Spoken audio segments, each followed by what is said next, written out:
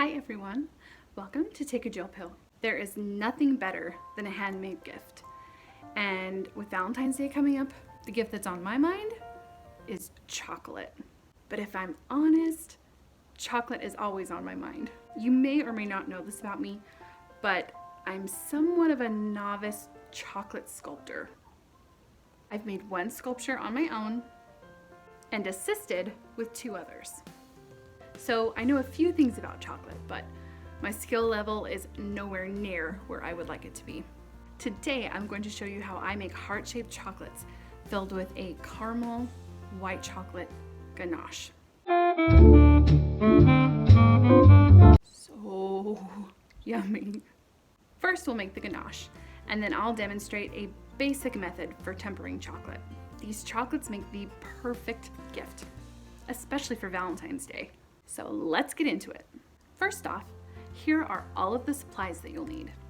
A 2-quart pot, a 3-quart pot, a glass bowl, a 6-quart pot, and a glass bowl that fits inside but doesn't touch the bottom, a whisk, a wooden spoon, a rubber spatula, and a paint scraper.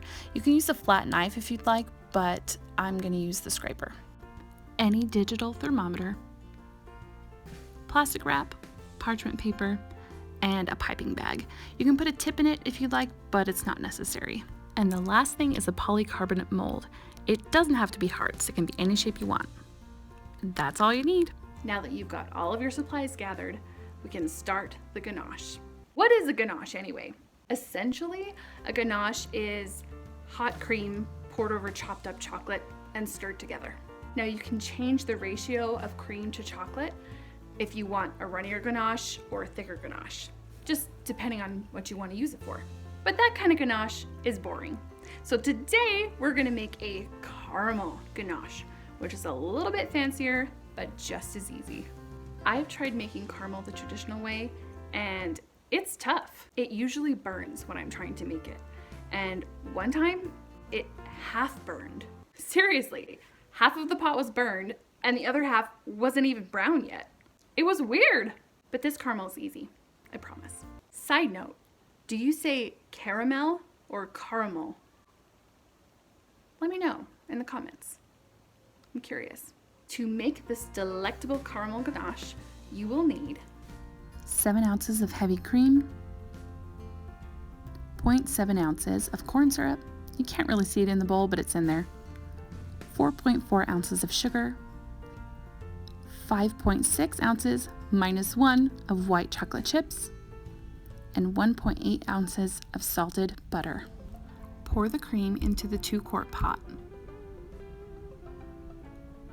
Add the corn syrup and whisk them together over medium heat. When it starts to boil, take it off the heat. Add about half of the sugar to the 3-quart pot over medium-high heat. Once it starts to melt on the edges, start stirring it. Keep stirring over medium heat as the sugar melts. Occasionally, you might have to stop and break up the chunks. Keep stirring until all the chunks are dissolved.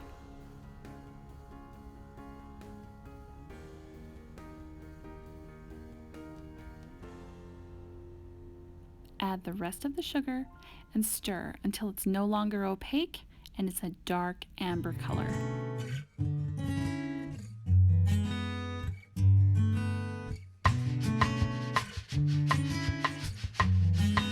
Pour in about 1/3 of your cream mixture and it's going to bubble up. Then stir until it's all incorporated.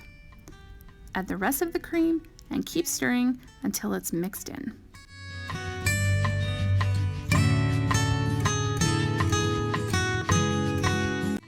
Pour the caramel over the chocolate chips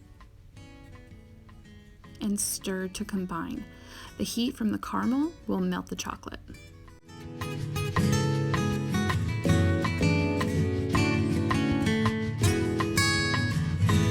Add in the butter and stir until it's all melted in.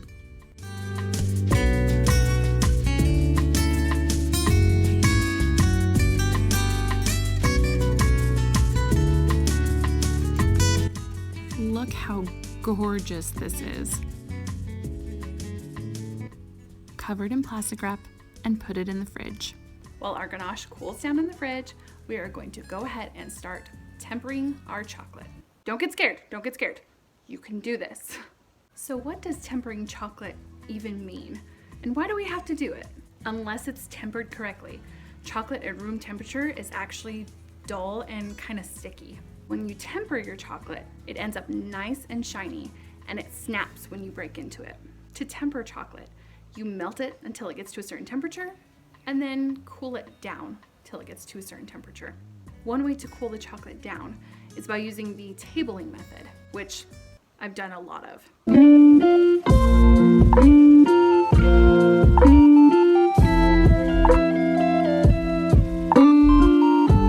But for a small amount of chocolate, you don't really need to do that. Plus, it's really messy. It's a fun mess, but it's messy. So today I'm going to show you a more simple method for cooling your chocolate called seeding. I usually use a combination of seeding and tabling when I do chocolate. You can temper chocolate chips, but they don't temper as well simply because the cocoa butter content isn't as high as a couverture chocolate. So for these chocolates, you can use chocolate chips, but the chocolate won't snap as well, and you'll most likely end up getting some swirls on the outside of your chocolate, which is fine. It tastes great. It's just not as pretty. So if you want nice tempered chocolate, you're gonna need to use a couverture chocolate, which is basically a chocolate that has a cocoa butter content of 31% or higher. To temper your chocolate, simmer 1 inch of water in your 6-quart pot and put your bowl of 8 ounces of chocolate on top. As it melts, stir it with your rubber spatula. Because I'm using milk chocolate, I want to melt this down to 105 to 113 degrees Fahrenheit.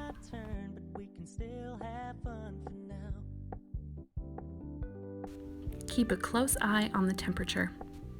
When it gets within the right temperature range, go ahead and take it off the heat. Now comes the seeding. Pour 8 ounces of chocolate into your melted chocolate and stir. We want the temperature to get down to 84 to 86 degrees Fahrenheit because this is milk chocolate. If it was dark chocolate, we could go with the higher temperature. I feel like a chocolate sniper. Once all the chocolate is melted, dip a knife into the chocolate and set it aside. Keep stirring and checking the temperature. The chocolate will start to coat the bottom of the bowl. And if the chocolate on your knife has set, congratulations! You've successfully tempered your chocolate.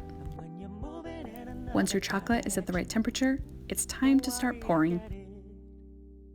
Fill up every well in the mold with chocolate.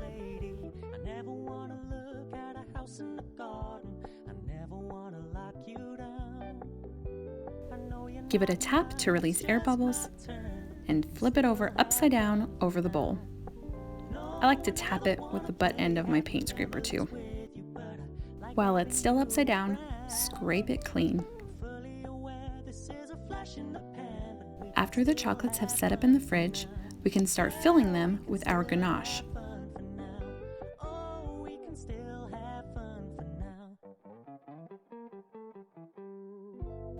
Be careful to only fill them up halfway, no more.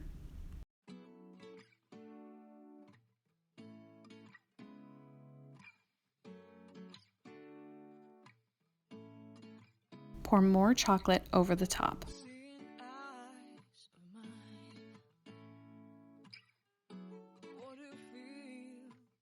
Give it a small tap and scrape off the extra. Working with chocolate is so messy, but I love it. Once the chocolates have set completely in the fridge, flip them upside down and bang them on the countertop. They may not all come out on the first try, but keep banging. They'll eventually all come out and they will be beautiful. You can package them up nicely for friends or eat them all yourself. No judgment here. So try making these chocolates this year for Valentine's Day. Or really, make them any day of the year. If someone made these chocolates for me, I would be their Valentine. any day of the year, hands down, because I could eat chocolate all day, every day.